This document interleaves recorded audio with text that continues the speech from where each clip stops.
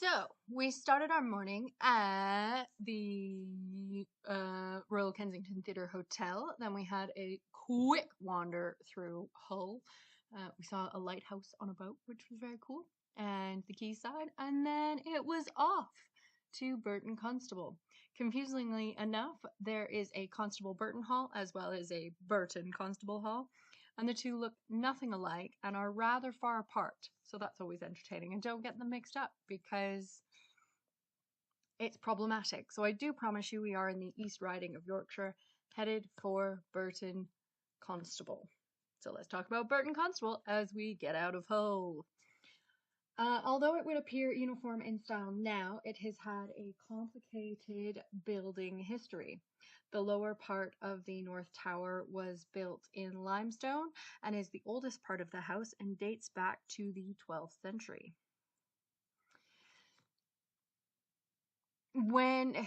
Dates back to the 12th century, when it was a medieval peel tower used to protect the village of Burton Constable from the time of the reign of King Stephen. In the late 15th century, a new brick manor house was built and replaced Halsham as the family's principal seat. In the 1560s, Sir John Constable started building the Elizabethan prodigy house that stands today, which incorporated remains of the earlier manor house along with the addition of the new range containing the Great Hall. He rose the full height of the building and was toplit by a lantern. By the 18th century, the Great Hall appeared old-fashioned, and the surviving design from the 1730s suggests that Cuthbert Constable intended to completely remodel the interior. This, however, was not undertaken until the 1760s, when his son, William Constable, commissioned a number of architects for their designs: John Carr, Timothy Lightholder, and Capability Brown. The decorative plasterwork was done by James Henderson of York, and the dining room was remodeled by William Constable in the 1760s, who commissioned designs from Robert Adam, Thomas Atkinson, and Timothy Lightholder, and he was the one who was chosen. The ceiling draws on the excavating of Pompeii with plasterwork by Giuseppe Cortese, and this room was again redecorated in the 19th century. The long gallery along the east front was completed by the time of the 16th century, when Dame Margaret Constable was given leave to walk at her pleasure in the 16th century. In 1610, the long gallery would have been sparsely furnished and remained so through the 17th century, but she would have used it to walk up and down, as ladies weren't advised to walk up and down in the rain. The paneling dates from the late 17th century, the ceiling dates from the 1830s, as the Clifford Constable family began restoring the long gallery. The Chinese room was inspired by visits to Brighton Pavilion in the 1830s, and the woodworked dragons were done by Thomas Brooke, and he carved and gilded the dragons. They tried in about the late 70s to turn some of it into a hotel, and they decorated it interestingly. That is how the Great Hall got its chartreuse limey green color that you'll see in a moment, was in the redecorating to see if it could be kind of brought forward and turned into a hotel, but the family decided it would be somewhat more lucrative to have it open to the public and potentially be used as a set versus running it as a hotel. You will also notice in the house a chair that has a golden palm tree coming out of a red cushioned circular bit of chair. The history, and I can't seem to find it this time, the history about how that chair came to be at Burton Constable is fascinating. I'll see if I can look it up here real quick because I do have some time to put it in for you. So I'll see if I can find it, and if I find it, you'll find out about it in a second. So we'll see if I can find it.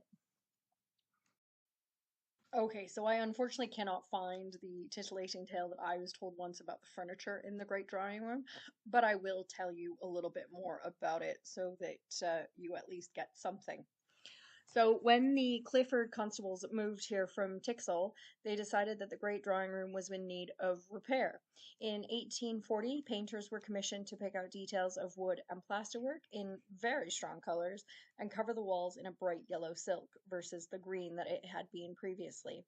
The mirrors were regilded, furniture reupholstered, and a new carpet with the family's crest on was woven for the room, and the palm tree ottoman was added. This space was made into a place of entertainment, which the Constable family enjoyed greatly. In the 1900s, excuse me, the carpet was removed and the furniture cleared to transform the room into a ballroom where the family could host social events. It remained a ballroom for the next century, and all sorts of events have taken place here to help raise funds to keep the hall in the family. Alas, in 1992, the hall was sold to the Burton Constable Foundation, and it was much quieter in this room that had held all of these functions up until 2001 when it was returned to its restored, sorry, to its former glory. So there's a little bit about that for you.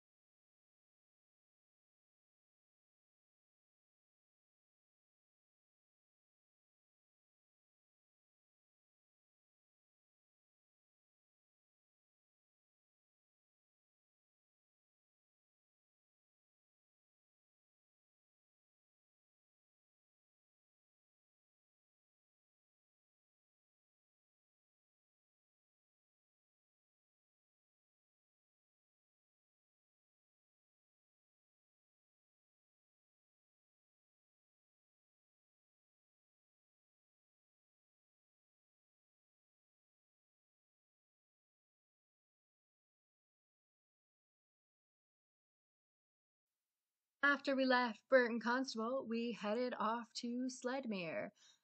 So Sledmere was owned by William Sykes. He migrated to Cumberland to the West Riding of Yorkshire, where he and his son became wealthy cloth traders. Daniel Sykes was the first member of the family to begin trading in Hull and made a fortune from shipping and finance. Richard Sykes concentrated on the Baltic trade in pig iron, and the wealth of the family was built on this in the first half of the 18th century.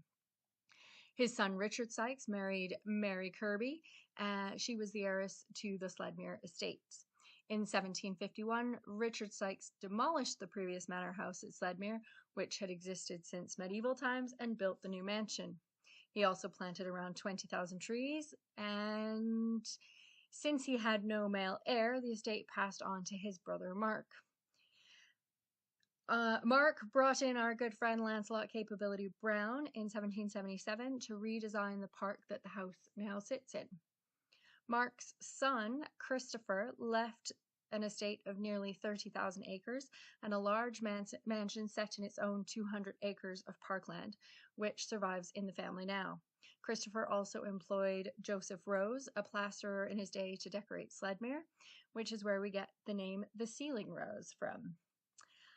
Unfortunately, a fire in 1911 left the building a shell. It is said that Sir Tatton, the 5th Baronet, was eating one of his milk puddings, his key to health and vitality. Well, one of them. Anyways, he seemed like a fun gentleman to hang out with. He didn't give it much attention, and a worker had noticed that a fire had started in one of the chimneys of the kitchen. He brought it to Sir Tatton's attention. Sir Tatton insisted that his milk pudding not be interrupted, and so finished it before they were allowed to start trying to put out the fire, which by this point had reached the roof. And since there were no nearby fire stations, and of course they would be horse and cart drawn,